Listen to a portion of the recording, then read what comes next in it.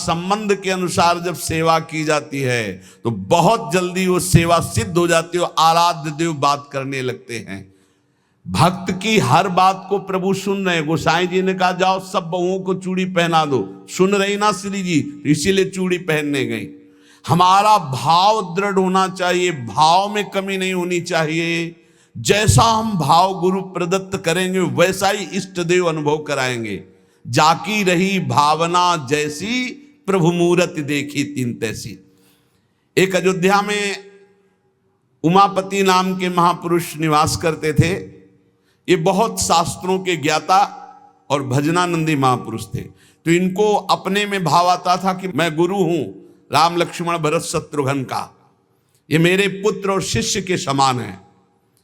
तो ये जब मंदिर में जाते कनक भवन में, तो कनक बिहारी राम जी को ये माला खरीदते हो, पहन के जाते और अपना पहना हुआ माला देते कि राम जी को और लक्ष्मण जी को पहना दो, और सीता जी के लिए कहते कि आधा दरवाजा मोड़ दो, पर्दा कर दो, बहू है हमारी। ये रोज ऐसा करते। पुजारी वैसा ही कहते, जैसा ही कहते, क्योंकि महापुरुष थे उमापति जी। पर वैष्णव जन संत जनों को अच्छा नहीं लगा कि भगवान को अपनी पहनी माला पहनाते हैं। सब वैष्णव जन खिलाफ हो गए और कहा ऐसा नहीं हो सकता, भगवान केवल तुम्हारे नहीं कि तुम आकर अपनी प्रसादी माला भगवान को पहनाते हो। तो उन्होंने कहा यदि आप लोग ऐसा कहते हो तो हमारी बात सुन लीजिए। गुरु के सामने शिष्य कभी अमनिया माला पहन ही नहीं सकता, वो हमारे शिष्य हैं। बोले हम तुम्हारी इन बातों को नहीं मानते भावुकता की, लेकिन कल से आप ठाकुर जी को अपनी प्रसादी माला नहीं पहनाएंगे। वो अमनिया माला लेके आए 10 और कहा लो पहनाओ। तो जो राम जी के गले में डालते टूट के गिर जाती, लक्ष्मण जी के गले में डालते टूट के गिर जाती। 10 माला पहना दी, वो सब टूट के गिर गई। सब संत और वैष्णव खड़े देख, बोले देखा ये भला अमनिया पहन सकते हैं जब मैं इनका गुरु हूं। वशिष्ठ भाव से वो रहते। फिर उन्होंने माला मंगवाई और सामने माला पहनी और जे ही दी कि लो पहनाओ, वो माला टूटी रही, वो माला धारण हो गई। पंडित जी ने सब संतों से प्रार्थना की कि ठाकुर जी को जिस भाव से भजा जाता है ठाकुर जी वैसा ही व्यवहार करते हैं। आप अपने स्वामी के रूप में देखते हैं, लेकिन ये हमारे शिष्य हैं, हमारे पुत्र के समान हैं। क्योंकि मैं वशिष्ठ भाव से रहता हूं, इसलिए प्रभु मेरे भाव का पोषण कर रहे हैं, आप लोग अन्यथा ना समझिए। और जब ये मंदिर जाते तो पुजारी से कह देते कि जानकी जी की तरफ का दरवाजा थोड़ा सा जैसे बहु ओट में होती है ऐसे करो, कर देते। भावानुसार पुजारी जी जे ही देखते कि उमापति पंडित दर्शन करने आ रहे तो जानकी जी की तरफ दरवाजा कर देते या पर्दा कर देते। पुजारी जी विशेष सावधानी पूर्वक ऐसा करते। ये भी भक्तों को अच्छा नहीं लगा कि तुम ये अकेले थोड़ी दर्शन करते हो कि जानकी जी का, वो हमारी माता है, हमारे सर्वस्व हैं, आप ऐसा। तो एक दिन पर्दा नहीं किया। तो जे ही उमापति पंडित जी गए तो फटाक से आधा दरवाजा अपने आप बंद हो गया। सब आश्चर्यचकित हो गए, क्योंकि ऐसा कैसे। बस ये बात समझ लो, प्रभु भाव को बहुत पकड़ते हैं, भाव ही सबसे बड़ी वस्तु है। धड़ाक से दरवाजा बंद हो गया। पंडित जी ने पुजारी जी से कहा आप कभी चूक मत करना, जानकी जी हमारी बहू हैं, हमारे शिष्य की है, इसलिए वो कभी हमारे सामने ऐसे नहीं, पर्दा करके। तो पुजारी ने और संतों ने जान लिया कि महामहिम भाव को प्राप्त महापुरुष है, सबने क्षमा मांगी। गोसाई जी स्वयं पद रचना करने में कुशल और गा करके ठाकुर जी को पद सुनाने में कुशल। अष्टयाम सेवा पद्धति से श्री श्रीनाथ जी की सेवा करते और 8 परम प्रवीण कीर्तनकार नियुक्त किए। श्री सूरदास जी, श्री परमानंद दास जी, श्री कुंभन दास जी और श्री कृष्णदास जी, ये 4 महापुरुष श्रीमद वल्लभाचार्य जी महाप्रभु की कृपा पात्र थे। और श्री गोविंद दास जी, श्री चतुर्भुज दास जी, श्री छीत स्वामी जी और श्री नंददास जी, ये 4 महापुरुष श्री विट्ठलनाथ गोसाई जी की कृपा पात्र थे। ये 8 महापुरुष 8 पहर की प्रिया प्रीतम की जो लीलाएं हैं वो गा गा कर श्रीनाथ जी के सामने सेवा पद्धति के अनुसार सुनाते थे। एक बार की बात है, किसी विट्ठलनाथ जी श्री ठाकुर जी को भोग लगा रहे थे, तो भोग में एक तिनका देखा। बहुत दुख हुआ कि मेरे सुकुमार लाडले ठाकुर और उनके भोग में इतनी असावधानी बनाने वाले तिनका। बहुत सावधान रहना चाहिए ठाकुर जी का, जब भोग बनाए तो बोलचाल में भी सावधानी रखे, कहीं थूक की छिट्टी ना चली जाए मुख में, ऐसा होता है। तो अगर कभी बात करनी हो तो रसोई से ऐसे करके बात करे, वैसे तो बात कम ही करे, मौन धारण करके बनाए। क्योंकि अगर हम पद जोर जोर से गाएंगे या बात करेंगे तो हमारे मुख से थूक की छिट्टी ठाकुर जी के भोग सामग्री जो बन रही है उसमें गिरना हो सकता है। कितनी सावधानी महापुरुषों के चरित्र से हमें प्राप्त होती। तिनका को देख करके बहुत दुखी हुए और कहा कि आज हम हैं, तब हमारे ठाकुर जी के भोग में तिनका निकला और कल हमारा शरीर छूट जाएगा तो तुम लोग कैसे हमारे ठाकुर जी की सेवा करोगे। तो मैं आज ही संन्यास धारण करूंगा और विचरण करूंगा, जैसा मनावे वैसा करो। आप इतना कहे तो सब लोग बहुत दुखी हो गए। सबने अनुनय विनय की कि एक बार अपराध क्षमा कर दो, ठाकुर जी के भोग में कभी त्रुटि नहीं होगी। आपने कहा हम परिहास में कभी झूठ नहीं बोलते, हमने कहा सन्यास लेंगे तो अब सन्यास लेंगे, अब हम तुम्हारे बीच में नहीं रहेंगे। श्री ठाकुर जी श्रीनाथ जी से आज्ञा लेने गए। ठाकुर जी ने बहुत उदास होकर के कहा, गोसाई जी एक गेरुआ वस्त्र हमको भी मंगवा दो। बोले आपको क्यों जय जय, आपके पास तो बहुत सुंदर सुंदर पोशाक हैं। बोले हम आपके बिना नहीं रह सकते, अगर आप सन्यास लेंगे तो हम भी सन्यास लेके आपके साथ ही चलेंगे। देखो कैसा प्यार करते। जैसे माधवदास बाबा जगन्नाथ जी को प्यार करते, तो जगन्नाथ जी से जाके आज्ञा ली, जय जय अब ब्रज 84 कोस आपकी लीला भूमि में जाना चाहता हूं, आदेश दे दो। बोले बाबा आपके बिना हम रह नहीं सकते। बोले नहीं जय जय, हमारे पास इतनी भोग सामग्री नहीं कि मैं रास्ते में आपको भोग लगाऊं, आपको नहीं ले जा पाऊंगा, पर हम जाएंगे ब्रज 84 कोस दर्शन करने आपकी लीला भूमि के। ठाकुर जी चुप हो गए, उनके आगे बस कहाँ। अब वो सुबह प्रातःकालीन चले। अब सुबह सुबह ही इतनी भूख लग आई तो उन्होंने कहा आज तक कभी ऐसी भूख नहीं लगी। तो एक माई थी, तो उससे कहा माई बहुत भूख लगी, कुछ मिल सकता है। तो बोले बाबा अभी बना देती हूँ। तो कुछ समय में वो भोजन बना करके और पवाने, और जब पवा रही थी माधवदास बाबा को तो रोते जा रही थी। तो बाबा की दृष्टि गई। बाबा ने कहा माई रो क्यों रही हो। बोले इतना सुंदर सुकुमार लाडला बालक तुम्हारे जैसे बाबा जी के साथ कैसे आ गया, इसकी माँ कैसे रहती होगी। तो उन्होंने भागवतिक दृष्टि से देखा तो थाल में बैठे जगन्नाथ जी पा रहे थे। बोले इसीलिए भूख लग रही थी, हमें पता क्या कि तुम्हें भूख लग रही, तुम क्यों साथ। बोले बाबा मैं नहीं रह पाऊंगा आपके। ये जरा प्यार देखो ठाकुर जी का। कह रहे बाबा मैं नहीं रह पाऊंगा। ऐसे ही श्रीनाथ जी गोसाई जी से कह रहे कि एक गेरुआ वस्त्र हमको भी मंगा दो, अगर आप सन्यास लोगे तो हम भी सन्यास ले लेंगे।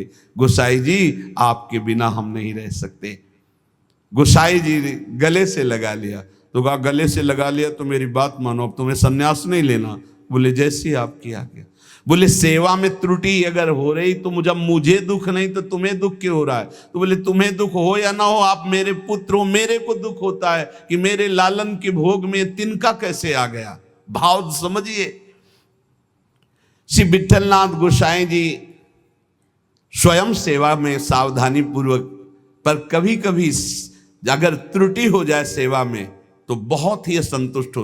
ये ध्यान रखने का विषय है कि हम केवल विग्रह की पूजा नहीं कर रहे, साक्षात श्यामा श्याम विराजमान है, साक्षात श्री जी विराजमान। हम जल पिवाएं तो उसी भाव से, भोग लगावें तो उसी भाव से, पोशाक पहरावें तो उसी भाव से। श्री गोस्वामी जी शयन करते थे गोकुल में आकर और नित्य प्रति श्री श्रीनाथ जी की सेवा में आते। यहाँ जतिपुरा गोवर्धन में श्रीनाथ जी विराजमान थे, तो आप घोड़े पे चढ़ करके आते थे। यदि कहीं आने में कुछ विलंब हो जाए तो अन्य सेवा चाहे कोई कर ले, पर आरती आप ही रोज करते थे, आरती सेवा आप ही करते थे। आज भी बल्लभ कुल में नियम चला आ रहा है कि और ठाकुर सेवा तो सब मिलके करेंगे, लेकिन आरती गोस्वामी वंशज ही करेंगे। श्री ठाकुर जी की अक्षुण्ण सेवा गोस्वामी जी अपने बालक के समान मानकर करते। जो भगवन्निष्ठ सदाचारी पुरुष होते हैं तो उनका प्रभाव सबके ऊपर पड़ता है। उस समय भक्ति का वातावरण एक बन चुका था, जिसको देखो सब भगवान की भक्ति में निमग्न। जो श्री विट्ठलनाथ जी थे, ये श्रीमद वल्लभाचार्य जी के द्वितीय सुपुत्र है। आपका जन्म प्रादुर्भाव विक्रम 1572 में काशी के निकट चुनारगढ़ में हुआ। श्री आचार्य महाप्रभु वल्लभाचार्य जी ने प्रयाग में अड़ैल में आकर आपका जन्मोत्सव मनाया। बड़े शुभ संस्कार बचपन से ही। आचार्य महाप्रभु जी के निरीक्षण में आपने समस्त शास्त्रों का सम्यक अध्ययन किया और गृहस्थाश्रम में प्रविष्ट हुए। आपकी 2 पत्नियां थी, रुक्मिणी जी और पद्मावती जी। श्रीमद वल्लभाचार्य महाप्रभु जी के गोलोक गमन के अनंतर उनके ज्येष्ठ पुत्र श्री गोपीनाथ जी, ये द्वितीय पुत्र से श्री विट्ठलनाथ जी, गोपीनाथ जी आचार्य गद्दी पर बैठे, परंतु थोड़े ही समय में वो गोलोकवासी हो गए।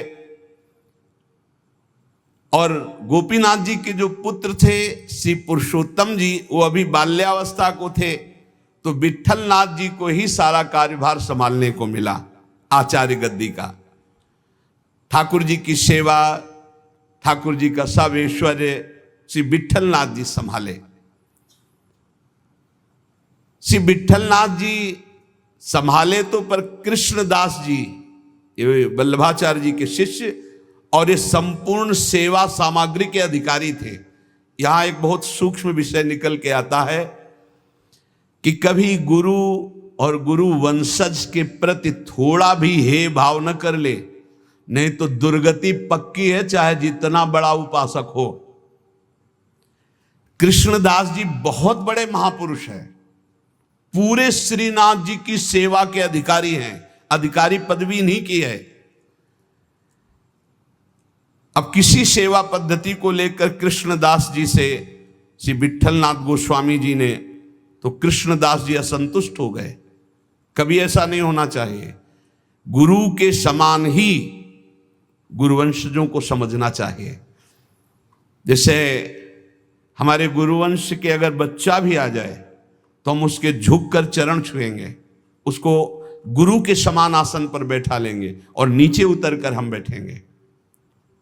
चैतन्य महाप्रभु ने ईश्वरपुरी जी के जब गांव में गए तो रज में लोट लोट के कह रहे थे, यहाँ के सब जीव जंतुओं की भी चरण रज हमारे लिए बंद नहीं, क्योंकि यहाँ हमारे गुरुदेव भगवान प्रकट हुए ईश्वरपुरी जी के गांव में।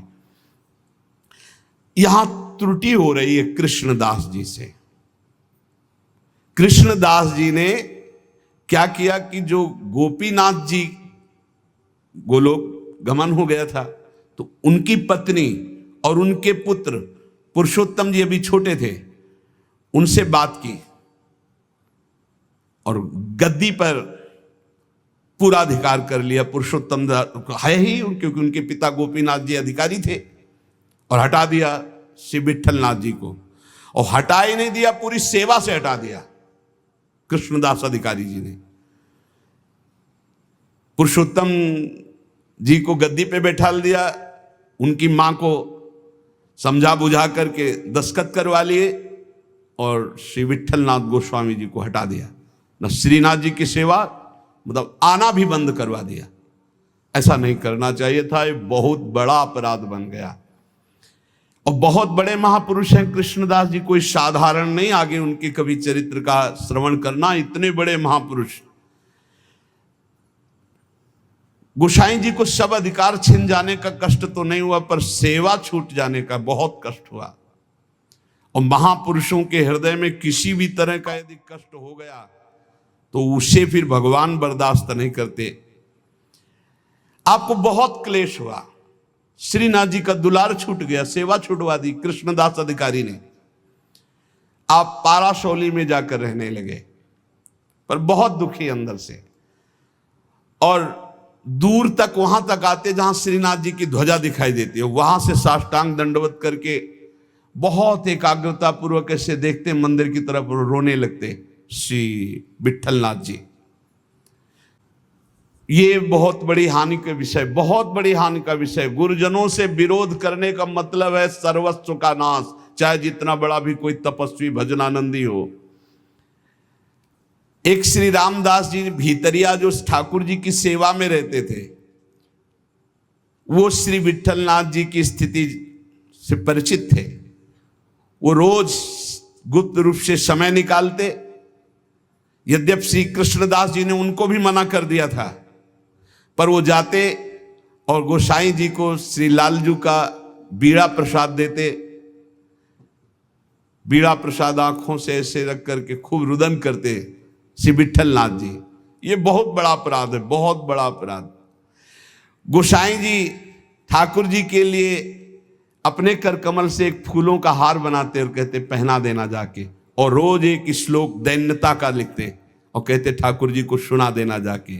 श्री रामदास जी नित्य प्रति आकर वो फूलों का हार और ठाकुर जी को एक श्लोक सुनाते, ठाकुर जी को फूलों का हार पहनाते, और ठाकुर जी रोज एक पान की बीड़ी देते जो उनको जाके देते और उनको प्रणाम करते।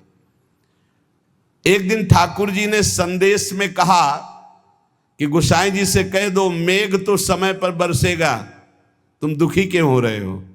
मेघ तो समय आने पर बरसेगा, तुम दुखी क्यों हो रहे हो? विट्ठलनाथ जी के सामने जब जाकर रामदास जी ने कहा मेघ तो समय पे बरसेगा, आप दुखी क्यों हो रहे हो? लालन ने ऐसा कहा है। तो विट्ठलनाथ जी ने कहा कि मेघ तो समय पे बरसेगा, पर चातक अपनी टेक पुकार क्यों छोड़ेगा? चातक तो रटता ही रहेगा। बहुत सुंदर बात। अगर चातक अपनी रटन छोड़ दे तो चातक कैसा? मेघ तो समय पे बरसेगा, वो बरसे, लेकिन चातक अपनी रटन नहीं छोड़ सकता। मेरी रटन घटने वाली नहीं, मैं तो रो रो कर आपको पुकारता ही रहूंगा। चातक रटन घटे घट जाई, बढ़े प्रेम सब भांति भलाई। विट्ठलनाथ जी के इस दुख को अकबर बादशाह ने सुना,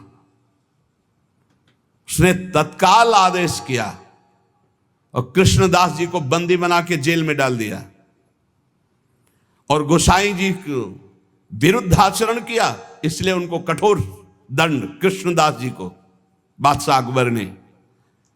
जब गोसाई जी को ये पता चला तो गोसाई जी ने अन्न जल त्याग दिया और कहा जब तक सम्राट अकबर सादर कृष्णदास जी को, ये देखो महापुरुषों का हृदय, सादर कृष्णदास जी को नहीं छोड़ते तब तक मैं अन्न जल भी नहीं पाऊंगा। जब बादशाह अकबर को ये पता चला कि गोसाई जी ने अन्न जल त्याग दिया तो सादर कृष्णदास जी को पुनः छोड़ दिया। कृष्णदास जी को जब ये पता चला कि गोसाई जी मेरे लिए अन्न जल छोड़ दिए, तब गोसाई जी के पास आए और चरणों में गिरे और कहा मुझे आपके प्रभाव का पता नहीं था, क्षमा कीजिए। कृष्णदास जी ने पारासौली में आकर गोसाई जी के चरण पकड़ लिए। गोसाई जी गंभीर हो गए। महापुरुष अगर डांट दें तो बच गए आप, और गंभीर हो गए तो पिट गए आप, बस इतना समझ लो।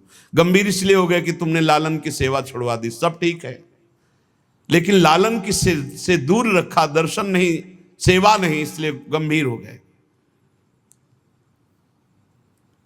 विट्ठलनाथ गोसाई जी को पूर्व सेवाधिकार प्राप्त हो गया।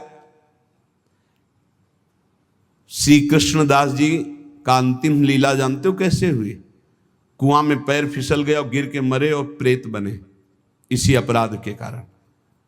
बहुत सावधान, इतने बड़े महापुरुष हैं, उनका चरित्र है कृष्णदास जी का, बहुत बड़े महापुरुष हैं, लेकिन अपने गुरु से अपराध बन गया। गुरुवंश गुरु स्वरूप ही है, अपराध बन गया तो प्रेत योनि को, पैर फिसल गया, कुएं में गिरे और उनके प्रेत योनि को प्राप्त हुए। बहुत सावधानी की जरूरत है कि कहीं ऐसे अपराध नहीं तो चाहे जितना भजन हो, वो भजन बाद में तो कल्याण करेगा, लेकिन बीच में छूट जाएगा और बीच में हमारी दुर्गति हो जाए। अंतिम तो मंगल ही होगा, क्योंकि भगवान का जन कवि नामे भक्ता प्रणश्यति। जब ये प्रेत बन गए थे तब भी उद्धार गोस्वामी विट्ठल नाथ जी के द्वारा ही इनका हुआ। अकबर क्यों कृपालु था, क्यों श्रद्धा करता था विट्ठलनाथ जी गोस्वामी के ऊपर?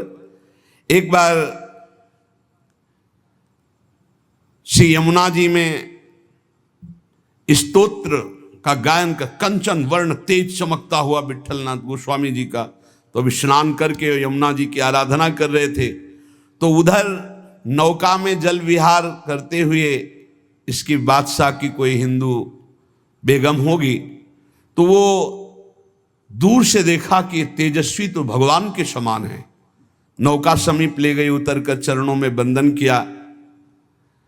विट्ठलनाथ गोस्वामी जी को देखकर उसे पक्का लगा कि ये जो आशीर्वाद दे देंगे तो पक्का।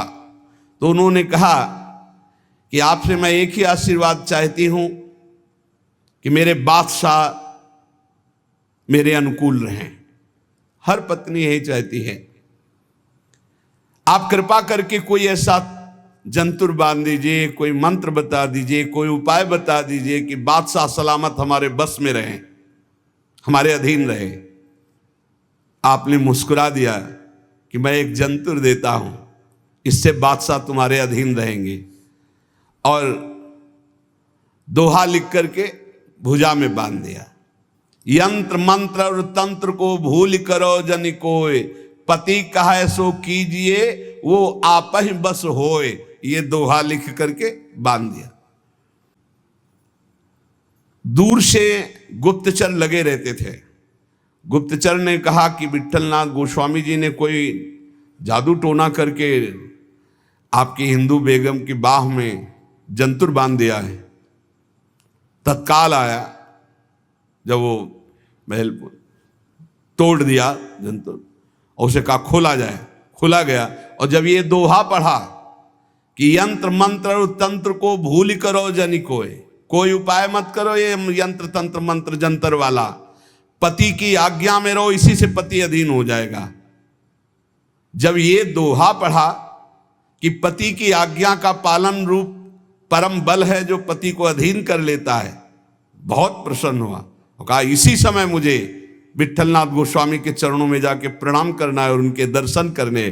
तब से बहुत श्रद्धा विट्ठलनाथ गोस्वामी जी के ऊपर, और वो आकर के गोकुल में और गोवर्धन में बहुत सी संपत्ति जमीन ये सब विट्ठलनाथ गोस्वामी जी को दी। श्रीमद वल्लभाचार्य महाप्रभु जी ने पुष्ट मार्ग का प्रवर्तन किया। विट्ठलनाथ गोस्वामी जी ने उसका बहुत प्रकाश किया। श्री सूरदास जी, कुंभनदास जी, परमानंद दास जी, कृष्णदास जी ये वल्लभाचार्य जी के शिष्य, और नंददास जी, चतुर्भुज दास जी, श्री गोविंद दास जी, श्री छीत स्वामी ये विट्ठल नाथ जी के शिष्य, ये रात दिन ठाकुर जी की सेवा में, पद गायन की सेवा में रहते थे। जिस समय महाप्रयाण का समय आया तो विट्ठलनाथ गोस्वामी जी ने सातों पुत्रों को बुलाया और अलग अलग ठाकुर जी प्रदान किए। 7 पुत्र श्री गिरधर जी, श्री गोविंद जी, श्री बालकृष्ण जी, श्री गोकुलनाथ जी, श्री रघुनाथ जी, श्री यदुनाथ जी और श्री घनश्याम जी। ये 7 पुत्र श्री विट्ठलनाथ गोस्वामी जी के थे। सातों को अलग अलग ठाकुर सेवा प्रदान की। श्री गिरधर जी को श्री ठाकुर मथुरेश जी, जो वर्तमान में जतिपुरा गोवर्धन में विराजमान है। श्री गोविंद राय जी को श्री श्रीनाथ जी, जो वर्तमान में राजस्थान में श्रीनाथ द्वारा में विराजमान है। श्री बालकृष्ण जी को श्री द्वारिकाधीश भगवान, जो वर्तमान में काकरौली में विराजमान है। श्री गोकुलनाथ जी को, जो वर्तमान में श्री गोकुल में विराजमान है। श्री रघुनाथ जी को श्री गोकुल चंद्रमा जी, जो वर्तमान में कामवन में विराजमान है। श्री यदुनाथ जी को श्री बालकृष्ण भगवान, जो वर्तमान में सूरत में विराजमान है। श्री घनश्याम जी को श्री ठाकुर मदन मोहन जी, जो वर्तमान में कामवन में विराजमान है। इन सातों पुत्रों को 7 ठाकुर की सेवा प्रदान की और चल अचल संपत्ति का बंटवारा किया और समस्त वैष्णवों को बुलाया और कहा आज हमें ठाकुर जी बुला रहे अपने धाम में। ऐसे जाना होता है महापुरुषों का। मृत्यु मृत्यु नहीं, महोत्सव होता है। सब वैष्णव जनों को बुलाया और बोले आज जो है ठाकुर जी बुला रहे हैं अपने निज सेवा में, निज धाम में। इनके पीछे पीछे पुत्र, जो सातों पुत्र थे, वो पीछे पीछे गए। आप चल करके जतिपुर आए, आपने निज कंठ की माला चतुर्थ पुत्र श्री गोकुलनाथ जी के गले में डाल दी और कहा सब वापस हो जाओ, अब मैं परम धाम जा रहा हूं। और गुफा में प्रवेश करने लगे तो सबसे बड़े पुत्र गिरधर जी ने आपका वस्त्र पकड़ लिया, तो केवल वस्त्र ही हाथ में रहा और आप अंतर्ध्यान हो गए, सदैव भगवान के धाम को गए, श्री विट्ठलनाथ गोस्वामी जी। फिर आकाशवाणी हुई कि मेरा जो वस्त्र तुमने पकड़ा इसी से मुझे अंतिम संस्कार जो होते हैं वो अंतिम उत्तर क्रिया इसी से संपन्न करो, और जैसा हमने आदेश दिया वैसा कहना। तो जिस समय गोस्वामी जी श्री लालजू को श्लोक भेजते थे, वो बाद में श्लोक संग्रहित कर करके लिखते थे, यद दैन्य त्वत्कृपा हेतुर न तदस्ति ममाण्वपि ताम कृपाम कुरु राधेश यया तद्दैन्यमाप्नुयाम। हे राधापति, जिस दैन्यता से आप कृपा करते हैं, रिझते हैं, वो दैन्यता तो मेरे में है नहीं, अणुमात्र भी नहीं है। अब तो आप अपनी तरफ से कृपा करें और मुझे वो दैन्यता प्रदान करें जिससे आप रिझते हैं। दूसरा श्लोक, सर्वसाधम शून्योहम सर्वसामर्थवान भवान श्री गोकुल प्राणनाथ न त्याज्यो हम कदापि वही। हे गोकुल के नाथ स्वामी, मैं सर्वथा सर्वसाधनहीन हूं। देखो आचार्य हैं पर कैसी दैन्यता है, और आप सामर्थ्यवान हैं, अतः किसी भी स्थिति में आप मेरा त्याग मत कीजिए, क्योंकि मैं साधनहीन हूं, आप सामर्थ्यवान हैं, आपके द्वारा त्याज्य नहीं हूं। नाथ मेरा कभी त्याग मत कर देना। यदि तुष्टो शिरुष्टो वा त्वमेव शरणम मम मारणे धारणे वा दीनानाम न प्रभुर्गति। प्रभु, आप चाहे मुझ पर संतुष्ट हो या नाराज हो, मेरे लिए तो आप एकमात्र ही सहारा हैं। अब आप चाहे नाराज रहो चाहे प्रसन्न रहो, हम दीनों को मारो या तारो, अब आपके सिवा कोई नहीं। आपको हमारा भार वहन करना ही पड़ेगा नाथ, आपको हमारा पोषण करना ही पड़ेगा जबरदस्ती, आपको अंगीकार करना ही पड़ेगा, क्योंकि आपके सिवा हमारा कोई नहीं है। ऐसे दैन्य भाव से जब कोई भाव संबंध से प्रभु से जुड़ जाता है तो इसी जन्म में, देखो, हम प्रभु को अपना स्वामी मानते हैं, हम प्रभु को अपना सखा मानते हैं, हम प्रभु को अपना प्रीतम मानते हैं। ये भाव तब तक साधन भाव माना जाएगा जब तक प्रभु आपका भाव स्वीकार नहीं कर लेते। निहाल तभी उपासक होता है जब वो आके कह देते, तू मेरी, जो भाव किया, तू मेरा सखा, तू मेरी दासी, तू मेरी सहचरी, जब वो स्वीकार कर लेते तब मोहर लग गई, पक्का हो गया। एक ये सिद्धांत। और दूसरा, जब गुरु स्वीकार कर लेते हैं तो इष्ट की स्वीकृति अपने आप हो जाती है। इष्ट और गुरु में भेद नहीं होता, गुरु गोविंद ने भेद कराई। जब गुरुदेव स्वीकार कर दिए कि तू प्रियाजू का, तो गुरुदेव ने जो कह दिया वो प्रियाजू भी नहीं काट सकती है। इसलिए हमें अपने भाव संबंध में दृढ़ रहना चाहिए और भाव के द्वारा ही हमारा व्यवहार होना चाहिए। जैसा हमारा इष्ट से व्यवहार है ठीक वैसा ही भाव हमारा होना चाहिए, जैसा भाव है वैसा इष्ट से व्यवहार होना चाहिए। इसी जन्म में आपको उत्तर मिल जाएगा कि श्री जी ने आपको स्वीकार कर लिया है। और जब ये आ जाता है कि श्री जी ने स्वीकार, एकदम बेपरवाही, ऐसी मस्ती आती है। कैसे उदाहरण में बताएं, बनेगा ही नहीं उदाहरण, पर थोड़ा सा इशारा, जैसे शाखा चंद्र न्याय से कहते हैं कि डाल के एक हाथ ऊपर देखो, चंद्रमा दिखाई दे रहा। चंद्रमा तो न जाने कितनी दूर है, पर अब चंद्रमा को देख पाते हैं। ऐसे उदाहरण में जैसे भारत का कोई बड़ा अधिकारी आपसे आके हाथ मिला दो, कह दे चिंता मत करना, आज से मैं आपका, और आप जो कहेंगे सो हम करेंगे, फिर कैसा और लगेगा?